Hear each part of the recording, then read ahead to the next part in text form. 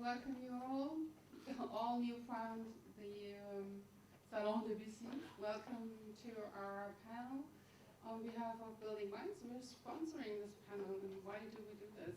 Because Building Minds is sole invested by Schindler startup, and we developed a platform taking care of the building data. And our vision is to unleash the power of the building data. And as we've started with the digital twin, we're now fully on into the ESG topic and the sustainability topic, and have actually integrated the CREM tool in the platform. I'm Goossens. My background is asset management and portfolio strategy, and that's why I'm here and welcoming my guests on the panel. So I start with the ladies. We have Mette Qvist from Denmark, Green Building Council Denmark since 10 years. She's promoting the sustainability in the building in Denmark, and she said she's a pioneer, 10 years, and she said she's going to make Denmark a hub for sustainable building. So I'm very much looking forward to hear you. And okay, on the other side, I start with Silke. Silke is head of asset and fund management at Realias, and has a solid background also in real estate. And yeah, welcome to the stage. And then we have Aleksandra and Njagulj from Close. Not many can hit the point. No, okay. From DWS, global head of ESG. So and was an amazing track record. I think when most of us in the real estate industry haven't even had a thought about sustainability, you were already doing sustainability, and more than 15 years, I think. Yeah, I mean, I didn't realize it was going to get so important then, but it became important, so it's nice to be here now. Very welcome to the stage. So, the call for action in excuse me. Oh, I forgot the minority on the stage. Yeah, I forgot. I was already wondering where the gender diversity is shifting here. It's shifting very, very hard. It's in good hands, no worries. Professor Dr. Sven Bienert here, with the very interesting combination of operational knowledge in real estate and academic knowledge in real estate. The godfathers of crime, is that right? Would you comment on this? You're not only in the operational real estate, you're in several boards, still in one board in Austria, and you're, I have to read this out, otherwise I get it wrong, I'm sorry, the head of Competence Center IREPS at the University of Regensburg. Thanks a lot for having me. Okay, thanks ladies for reminding me, that would be something. So, when in 2019 Secretary Antonio Guterres, UN Secretary Antonio Guterres called for a decade of action, not many in the real estate industry started right away. And last MIPIM, which is not so long ago, in September last year, and then followed by COP24, 26, called for the climate risks and for it is time to do something. So what has happened in the meantime? What was your main focus in the operational part? Well, I'm happy to say that we didn't wait for the COP to do something, so just clear Guess that. so. So happily not, but you know, the topic of the whole panel is data and how we get it. So I suppose one of the many things that we worked at is this challenge of gathering correct data. we're talking about the global portfolio, huge number of buildings, huge number of meters that need to be read. So scalable solution that is also affordable is something that we are trying to find. So not all of our buildings have smart meters and smart building systems, and we can't refurbish them all in one go.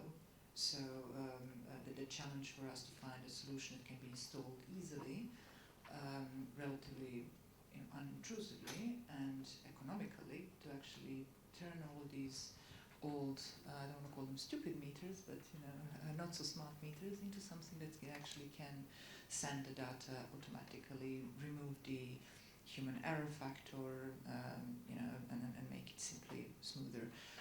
So apparently there's a whole range of IoT solutions, and I'm not going to name names, that really work like a stethoscope for an old meter. They listen for the sounds for the meters make as they move, digitize it, and are able to send it as a digital signal and turn it into digital data.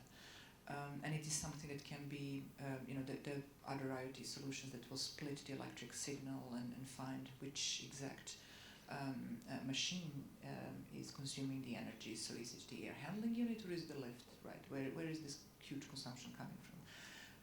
And again, digitize it. So, and they are all not particularly intrusive. There's bolt-ons to the existing systems. So what we're working right now is to tendering out to see which of these solutions, if any, is able to do that on a global basis. If not, then of course we'll have a framework of suppliers. But that is, I think, one of the ways technology can really solve a massive problem that we have as real estate asset managers. Okay, thank you. Silke, what was on your agenda for the last 6 months? Like we talked about, we did great success with getting Article 8 funds. We are almost having 50% of our funds on Article 8 now, which is a great success for us. And as well, we had a kind of a 2.5 year project on all ESG aspects.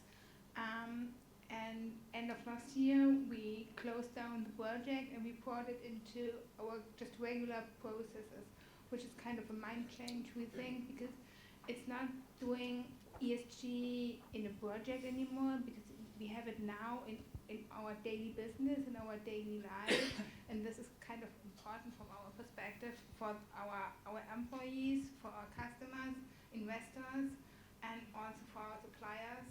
So we have it, there is no line between daily business and project management, so we are really happy about that. And also we have green energy for all our assets in Germany right now, which is the first step. We want to do it on an international basis. This is the next step we're going to do, but we're very happy to have it on a German basis already. Thank you. Sven, Mette, has the shift to action finally happened? I must agree with the two ladies over there, saying, well, it wasn't just in 2019 that we realized something had to be done. Like you mentioned when you introduced me, I mean, we started more than 10 years ago in Denmark, as in many other countries. We started looking at this construction sector, seeing, well, this sector needs to be organized with regards to data. What is the performance? So we started, what is the most easy part is actually what we are building from new. So the new constructions, because that's what you can count, you can measure, and so on straight away. And then later on, we've gone on to building in use with exact some of the technical appliances that you heard before. And it's going to be really massive demand on this, because there's, with the different politicians from worldwide, also from the European base, with taxonomy, with Green Deal, and so on, Fit for 55, there's so much focus now on our sector that we also need to deliver data, because we contribute to 40% of all the CO2 emissions. So definitely we also need to deliver the solutions, and we need to measure before we can see, well, actually, how do we go down? What are the solutions then to lower the CO2 emissions, which we don't know yet for the existing buildings and so on. So this started many years ago, and then just to sort of finalize, but we actually see a real sort of surge now where our history has been sort of starting very slowly, too slow to my mind, but then really now there's so much interest from politicians, from industry, from investors. So a lot of things is happening, and then again, you know, it's all about the quality of data. It's not about just counting and whatever. It's getting the real data out there, and that's what we are very focused on, and that's why this topic is really great, and I'm happy to be here. Thank you. Yeah, shift to action. I've been in this topic of sustainability for 15 years. Back then it was still called sustainability. I guess now we call it ESG. And clearly I see a strong shift to action, especially during the last 2 years even.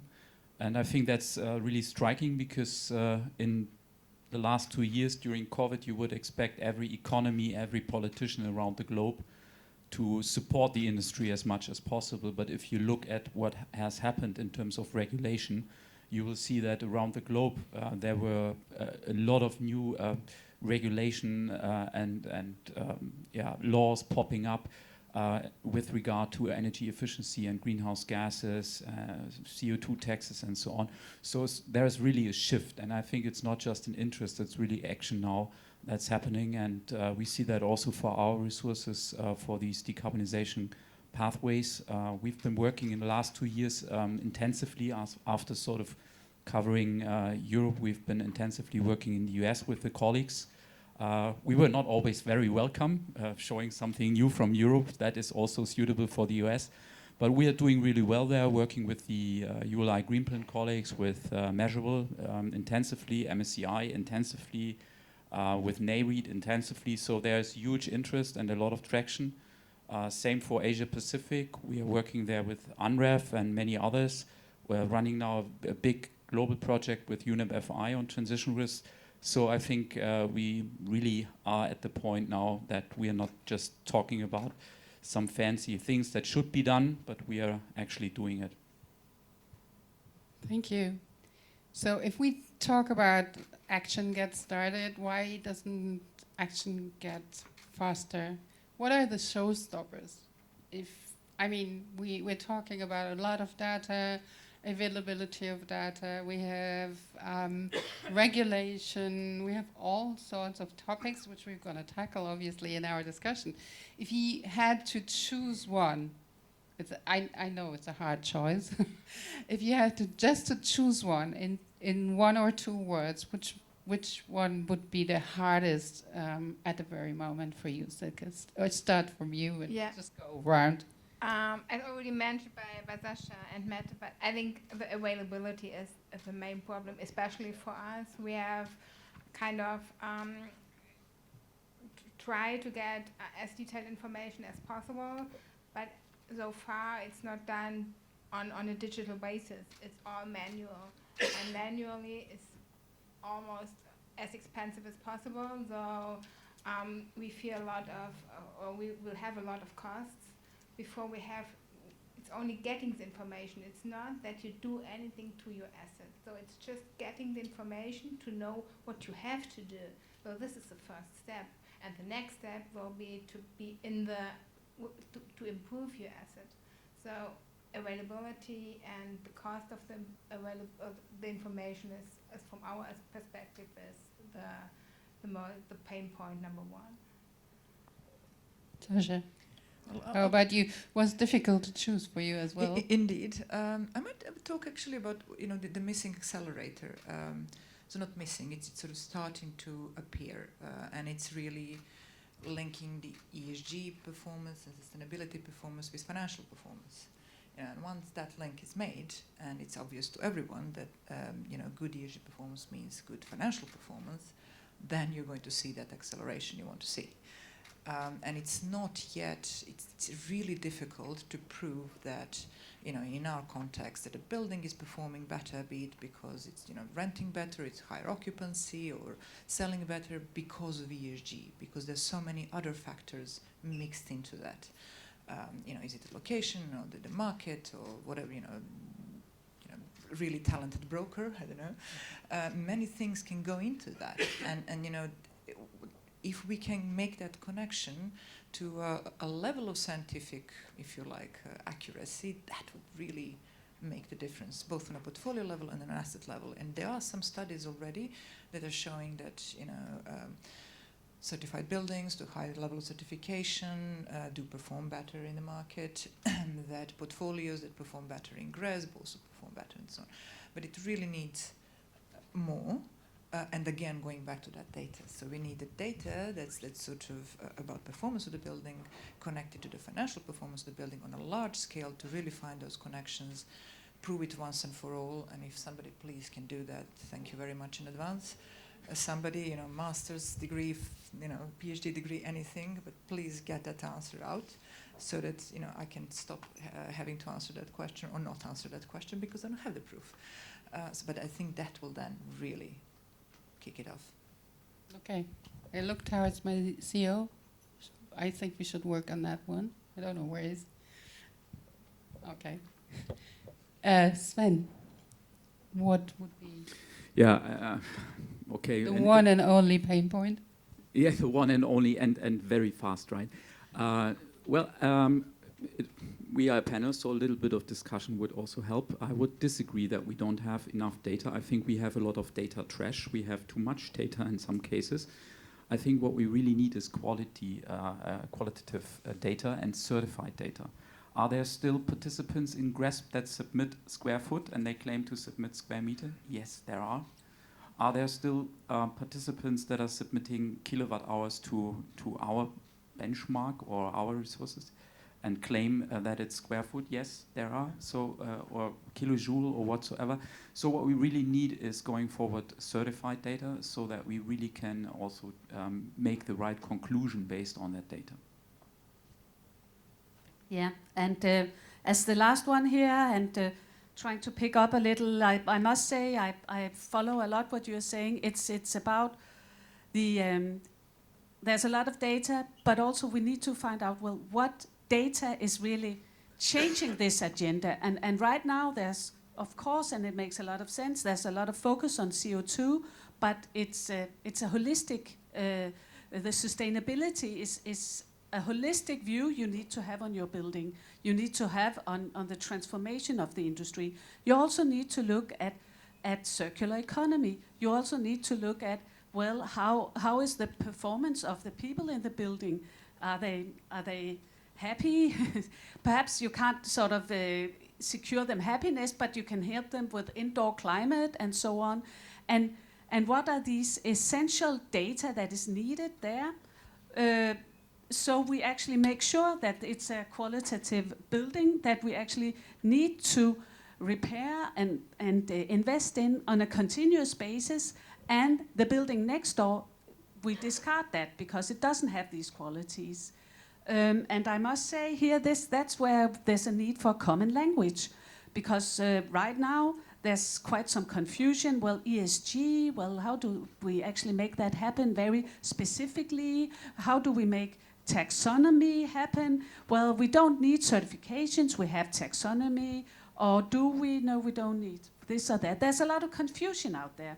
I don't know if the panel agrees. I think there's a lot of great things happening on the political side, but that's where we are sort of trying to pull it down to make it happen in a more specific way in buildings. With in Denmark, we use DGNB certifications to qualify and make the transformation of the industry happen. And as a last mark, I must say also, we have members. We are a non-profit member organization. We have some members, they are truly, that's part of their DNA, they want to transform the industry. We need more members like that, because that's when it will really happen. It will not happen by legislation. We are moving in front of the legislation, and the legislation follows on. I love this quotation from Obama, where he was saying, well, we, the politicians, we are the tail, you, the industry, you're the head in the transformation. Very nice, thank you. But staying on this subject with you, Mette, what makes a building a sustainable building in your view? Yeah, it's, well, to begin, I must say, we're on a long journey.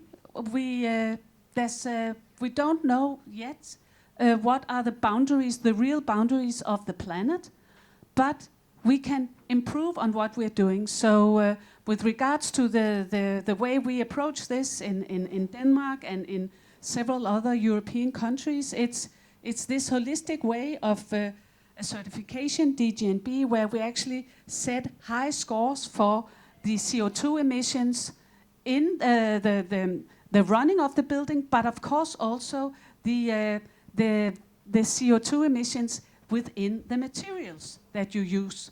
So it's the sustainable building is a high-performing building on CO2 emissions on a broad sense from cradle to cradle, whatever is possible. It's also a building where you're actually looking at how can this building become relevant for hundreds of years. So it's having a building that you can transform to other uses. It's a flexibility. You have to think. You have to use robust materials without unnecessary and hazardous chemicals. And the last, but absolutely not the least, it's you have to make sure that people thrive in this building, because that's the buildings also we want to take care of. It's where you have daylight, you have indoor climate, and you have, not the very last point, you have architectural beauty, because those buildings are also the ones we care for. And it's all possible. Thank you. When staying on the topic of the building, thinking back in times when we didn't have ESG, but it was still only sustainability, I remember the very first touching point with sustainability were the EPC. What happened to the EPC, and is it still good, or, well, it's there. I just want to make a comment on the regulation. While certification is really, pushing the way, and really those that are ambitious are going to go for certification and use it to the best, and get high levels of certification. From my experience in construction industry, if you don't have regulation, you're going to have all kinds of value engineering that is going to cut out really valuable features, because it's a cost still. So I think both regulation and certification have, or the leaders and the push, if you like, have their roles, and it's really important regulation is correct in that sense, which is why we get to EPC. It's part of SFDR, it's part of MIPIM regulations in the UK. And the problem with EPC is that it only models a theoretical performance of the building, and there have been quite a lot of studies that show that it has very little to do with actual performance of the building. So we are having all of these rules and compliance requirements, and portfolio strategies being put in place for products and so on, based on a certification which doesn't really measure what it should be measuring. And I think it's a big well, there's an opportunity to to improve that, I think, to actually look at what is really the building doing and regulate that rather than a theoretical performance based on a model which could be rather shoddily done. So. Okay. Leaving the single building and looking into portfolio, we have a tool, the crime tool, or we have the crime pathways. So why do we need further regulation? Or do we need further regulation, or is it enough to use CREM? Yeah, I guess you're urging me to talk about CREM. I'm happy to do that because it's what. But I'm talking about that a lot. So I'm just taking a minute to pick up one thought that Mette mentioned: confusion. I think that really we can get confused if Ursula von der Leyen is sending us another 3,500 pages fit for 55. So I haven't read it yet, not every 3,500 pages. But I think in the essence, are we confused, or are a lot of market participants thinking they have the knowledge and they are lacking the knowledge?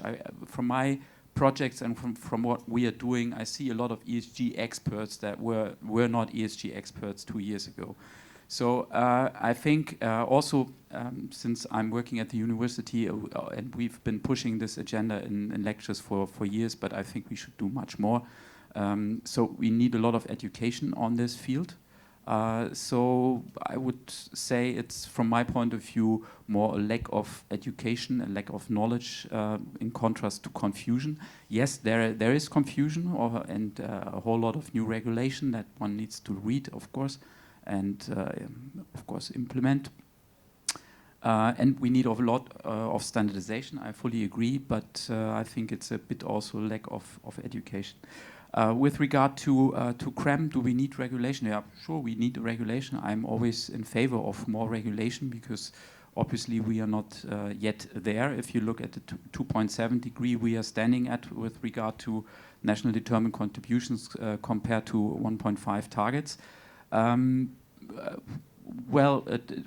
Looking at it from an EU perspective, I would say the EU missed some opportunity with the taxonomy to some extent because they are again pushing the EPC, as you know, as part of the annex requirements for the real estate part. Regulation is good, but it should focus more, and they are starting to do that in various countries on greenhouse gas emissions. So just putting a stamp in terms of EPC on a property is definitely not enough. We need to have ongoing controlling mechanisms to track the progress. I don't know if you can really completely capture that in regulation, but I'm not against any kind of regulation. I mean, GRESP, MSCI, all the others are also there, and we do have regulations. So why should CREM fear any kind of regulation? We favor regulation. That's a clear statement.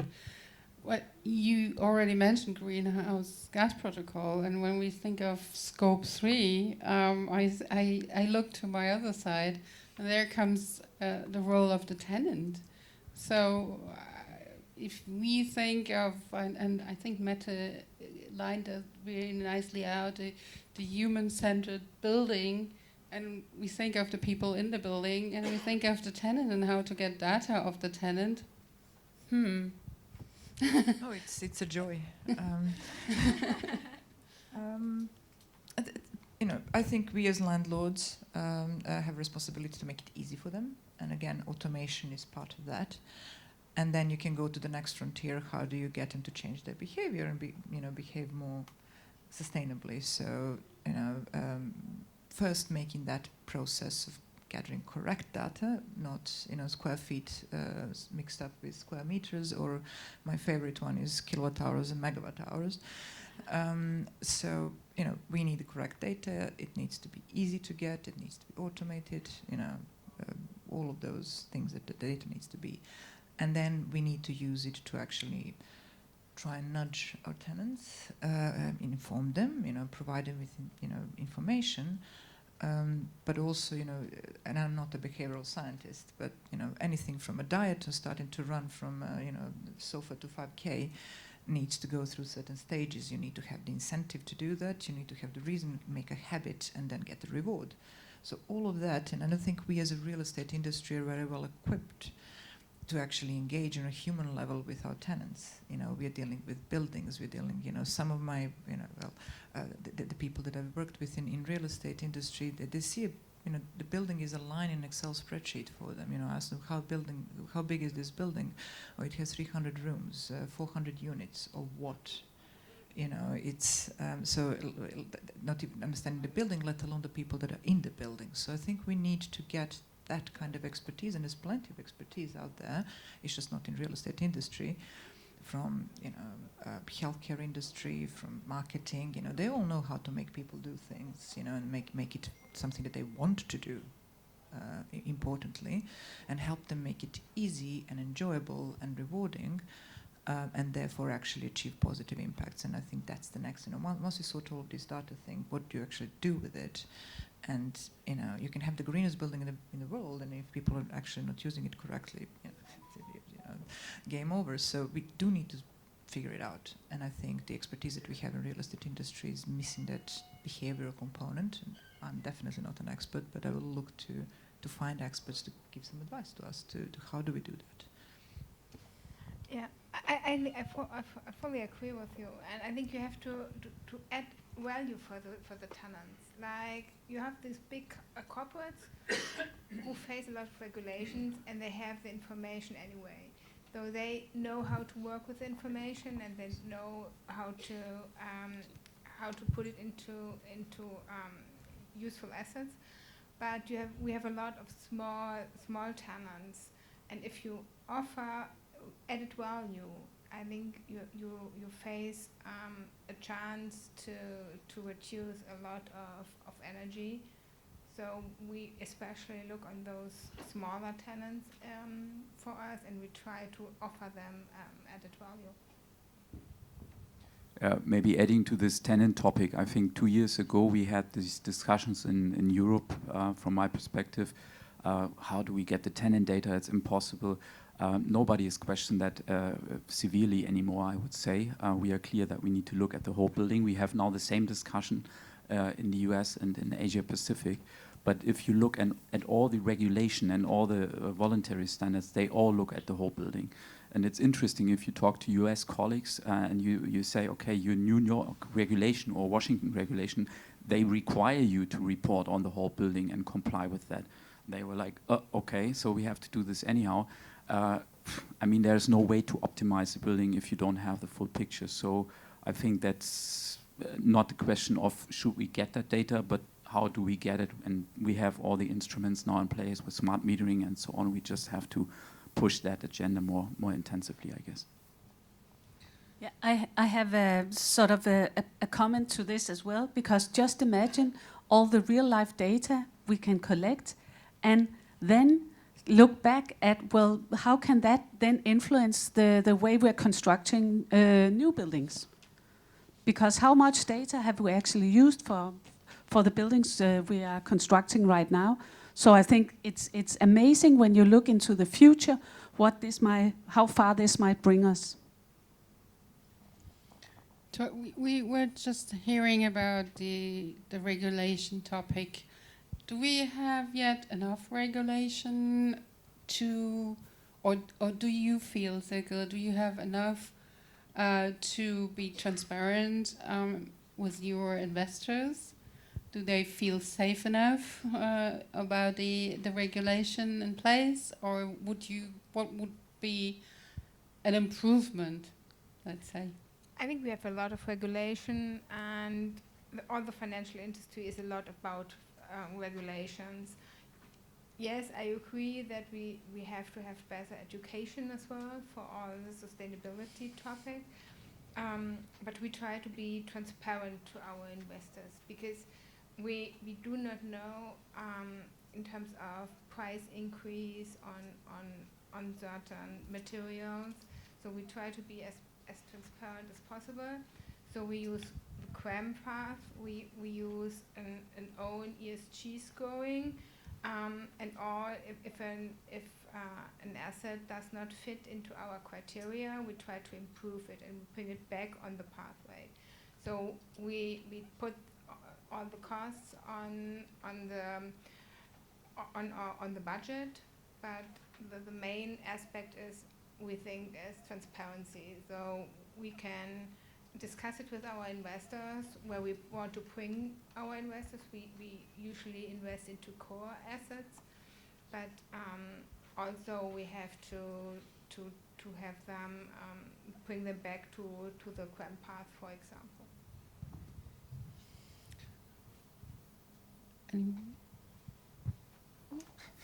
Yeah, maybe regulation. I mean, I have already elaborated on that, but maybe just one point. I think we have a whole lot, I'm not talking about CREM only, but we have a whole lot of great industry initiatives, and I think we should really avoid, looking back, saying what cannot work, but we should really, as you say, be transparent, use what the resources we do have to be proactive and be ahead of the curve. One example. We were discussing, because we have in our CREM tool the possibility to calculate sort of with shadow carbon prices some sort of present value of excess emissions. And market participants were saying 2 years ago, yeah, but what kind of silly solution is that? We don't have carbon pricing in our country. We don't need that for our portfolio. And now we see that in many countries that is already getting reality, and also the EU, as you know, is thinking about very intensively, including real estate and carbon trading system, or setting up a separate carbon trading system for real estate, so taking real estate a bit out of the effort sharing decision where it is now.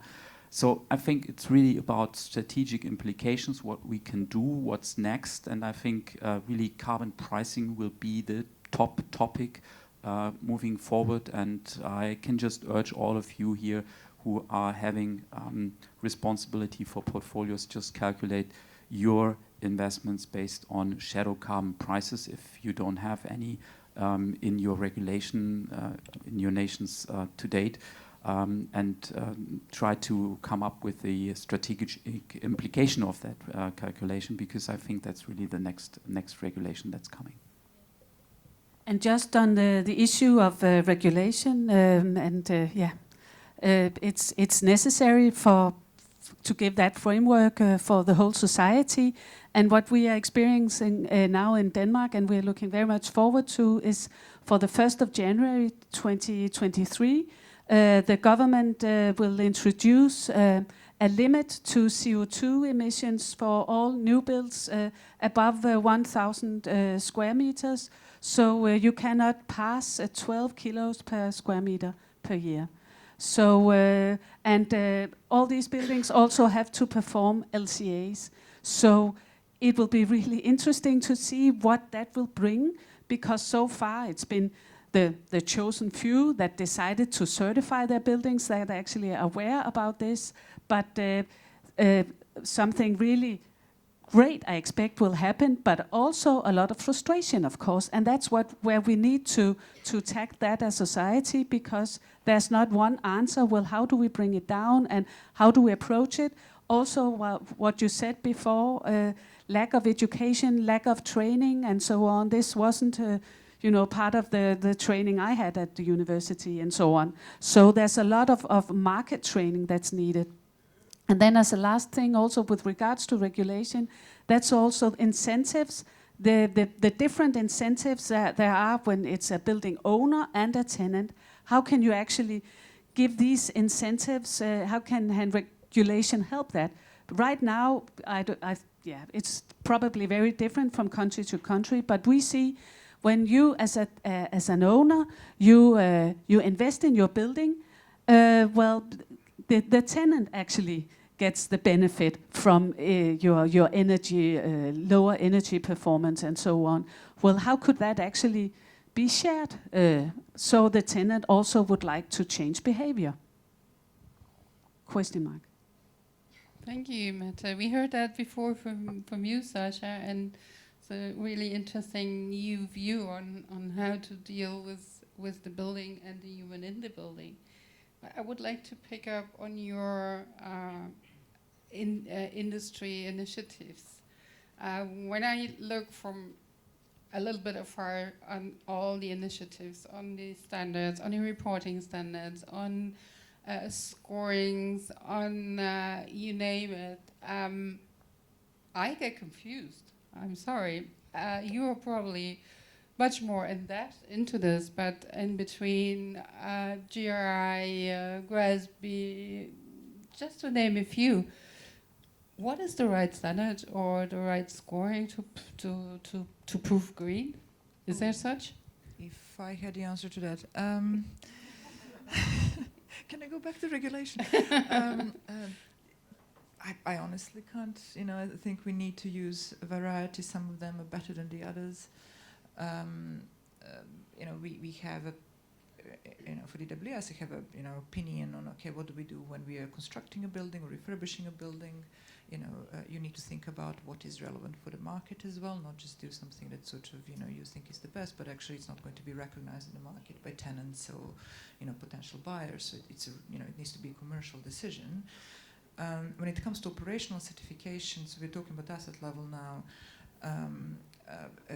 Having one type of certification does make sense, because then you have the comparable results. And I like BREEAM in use because it has an element for, the part one is for the building itself, and then part two is for the tenants and the operations. So if you have a triple net lease, you can actually do at least part of the certification. If you have a particularly unwieldy tenant that doesn't want to collaborate, at least in the beginning.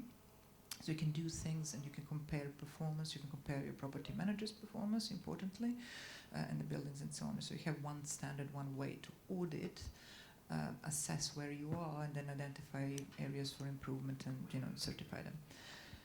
On a portfolio level, I do think GRESB does have the monopoly.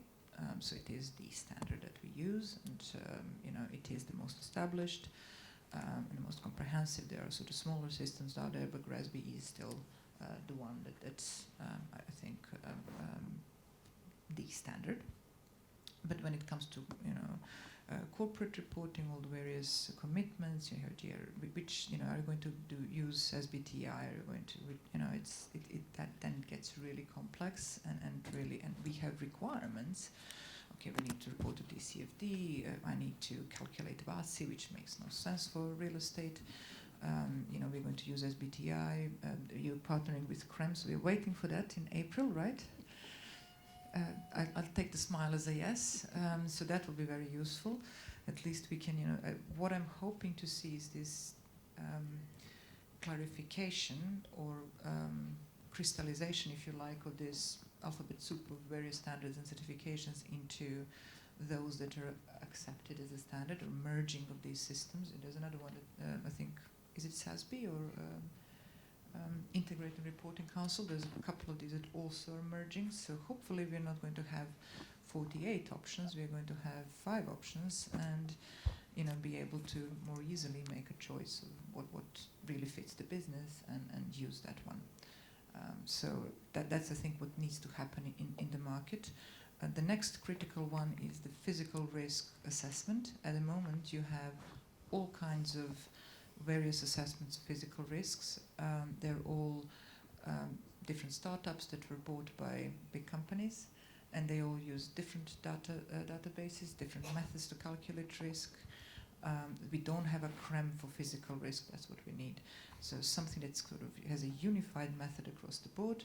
When you say this is high risk in one system, it means the same as high risk in the other system. It's comparable.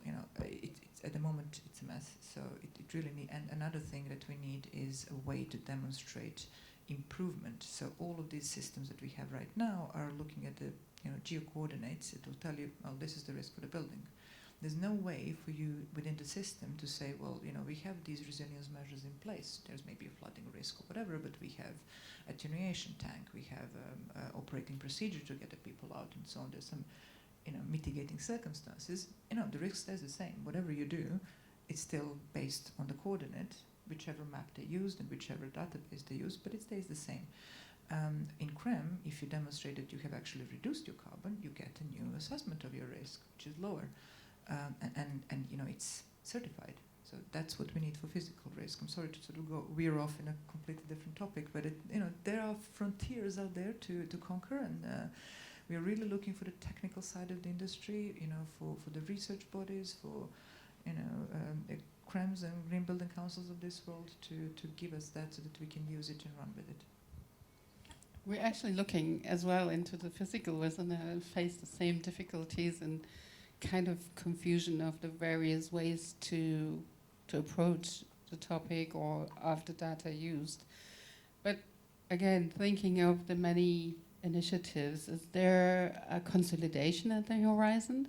What's going to happen next?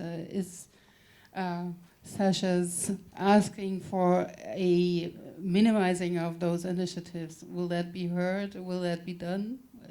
I mean, first of all, we did software on physical risks, which we sold before we did CREM to the German government. So sorry for that, that's gone.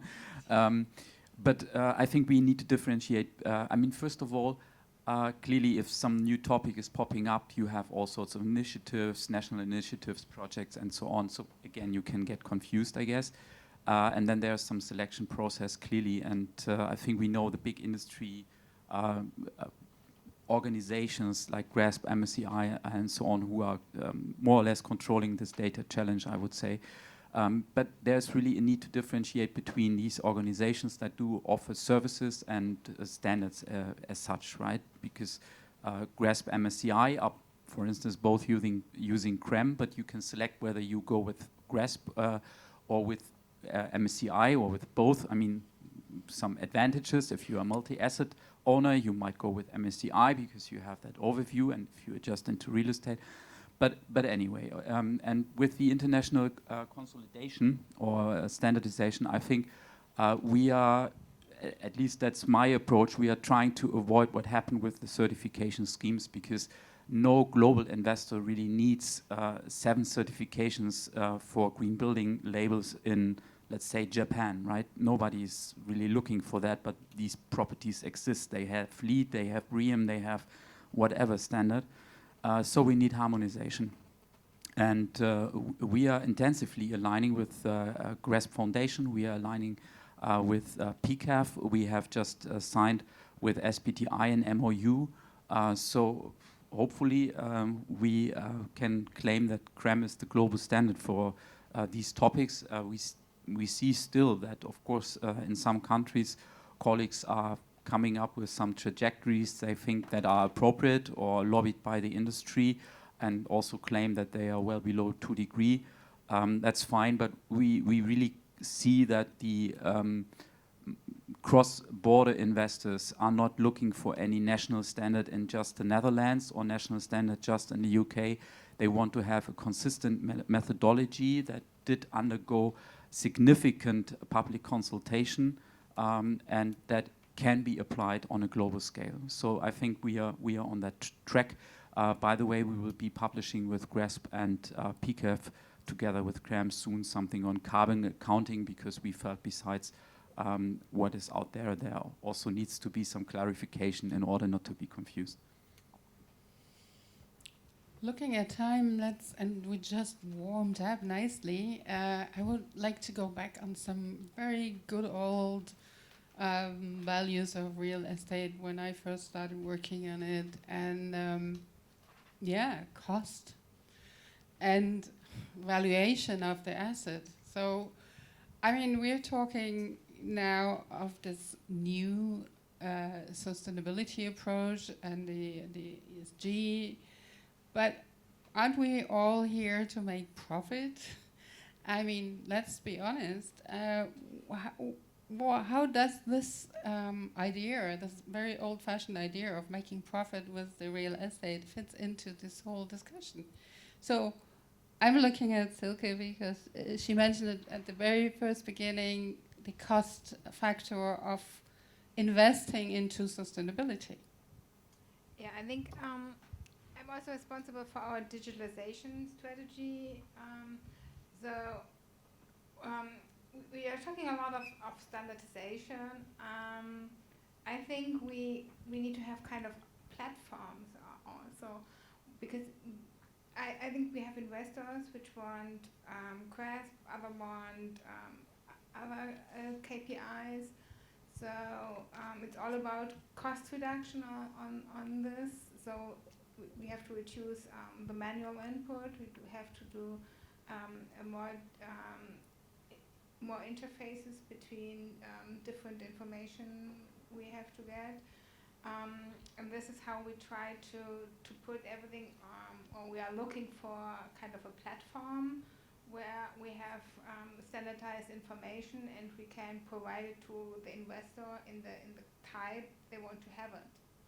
So this would especially help us, and we try to push this thought of having a platform pretty much forward. Yes, but cost is one aspect. So we are offering Article 8 at the moment. So we are in between. Our investors have to fulfill their regulation, and we try to provide them, as I said, we try to be as transparent as possible, so that they see how much they are off some regulation, and we have to bring them back on the path. So this is the way we deal with it at the moment. Sasha, can we afford not to invest?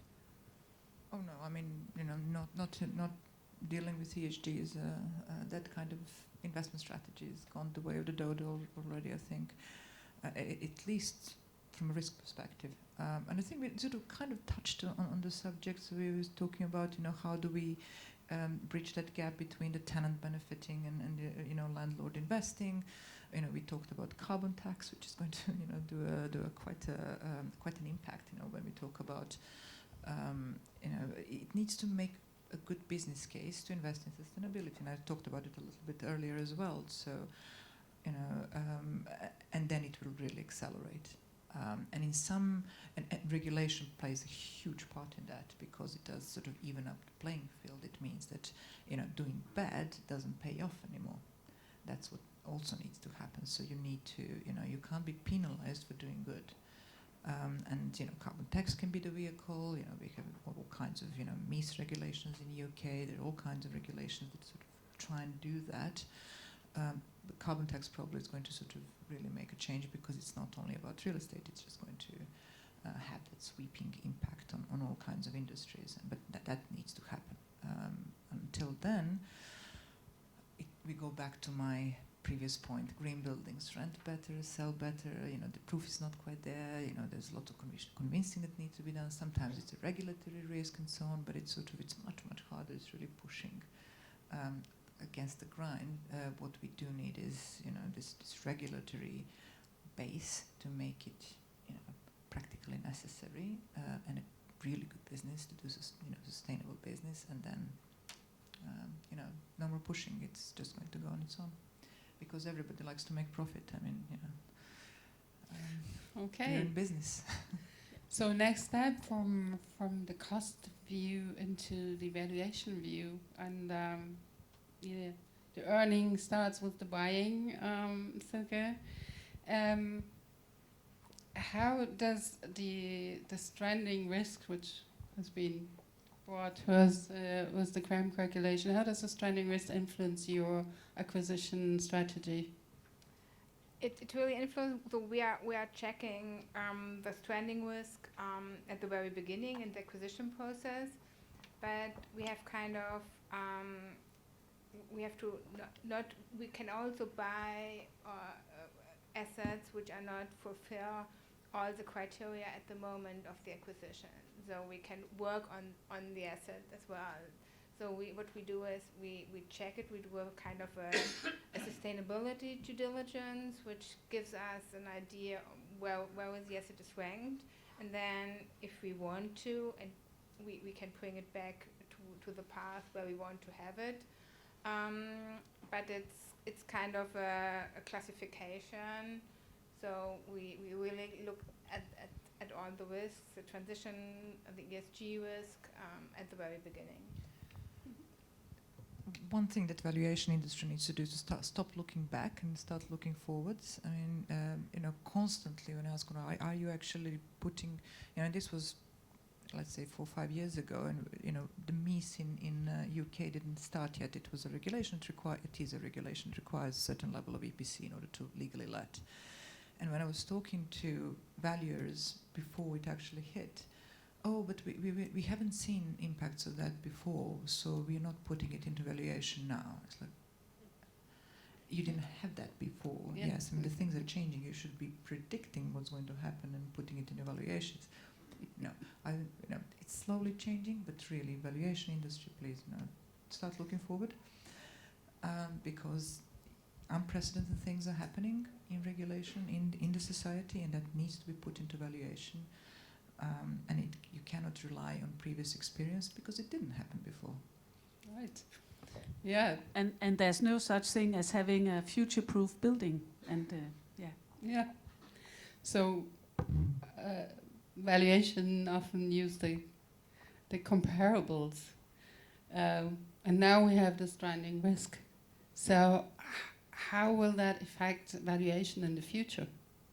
Well, I would simply agree with what Sasha has said. I think we do have guidelines already. I'm on the European Valuation Standards Board, but we jointly, of course, also came to the conclusion that there's much more needed. Same with RICS. And there's a huge demand, and I fully agree that valuers are also just starting this journey, how to price that in. Of course, you need to have comparables. It shouldn't be wishful thinking, right? So you have to outbalance, is that really likely to happen or not? But there's a huge interest in this topic. We just run a webinar in Germany on transition risk and valuation with RICS, 450 participants, all valuers. So huge interest in this topic, but more guidance in terms of qualitative guidance. What should the valuer actually address, right? What is new on his data list that he requires? And then how he puts that in his valuation report. And then, of course, also this methodology topic. How could you actually price that into comparable approaches, income approaches, and so on? But I think that's really happening. Maybe one thing on the valuation, or better say the cost-benefit part of things. I think we also need an open discussion whether we want to have more energetic retrofit for the property, which is currently, of course, the way to go, or whether we actually go for more renewable energy and leave a bit more to the energy sector. Of course, we should start with efficiency first, but looking at marginal abatement costs, there's certainly one point where you would say, okay, until this point, I'm going to retrofit my building, and if I want to decrease my carbon footprint further, I'm procuring green energy because the production costs of green energy are lower than the triple glazing that I need to replace to come to that certain level. I'm very green. I like retrofitting a lot, but I think we need an open discussion what really makes sense in terms of where do we go. We just run a project on a big German project on residential properties, and that's really interesting because there is a point where you can say, okay, until there it makes sense, because of course you also need to increase rents at some point, and let's just leave the rest to the energy sector if possible. Thank you very much for this. Time is running down. I'm sure we could stay for much, much longer, and we might find even some solutions. But as we can't right now, what would the wish from the magic with the magic wand? What would be the one wish for the future, Mette? I would like you to start. A one wish. The industry is very broad, and it's very there are so many different stakeholders. But the one wish I must say is that we move in the same direction, and I see that coming now. I see that with the politicians. I see that with regulation. I see the industry is picking up. The industry is in front. We are all looking for, well, how can we actually make it happen? I think for me, yeah, the one wish is that we get more specific, because we are there, we are ready. So let's get down to business and make it happen, because we have what we need. Yeah, adding to what Mette just said, I think the train already left the station, so we see a lot of action. And my personal wish would be, having so much cram all day, I would have the wish to have a bit more skiing days this season. To go back to serious, I would like to see decoupling of ESG and politics. Silke. I think maybe keeping back simplicity. Like we all started, like Mette said. Don't make it too complex. Take everyone with you. So simplicity is maybe sometimes a nice chance to catch most of the people and employees and whoever. Maybe a serious thing, because I don't want to get my panel to be upset with me. I think we need to, we need to, and that's the topic I'm pushing at the moment. We need to focus more on F-gases, because F-gases, refrigerants, are a big topic, and there we do have a huge lack of data in the industry and not too much focus on that. So F-gas is really something we should put on the top of the agenda, even though we have the Kigali protocol for F-gas exit, but not fast enough. I do agree with most king, though.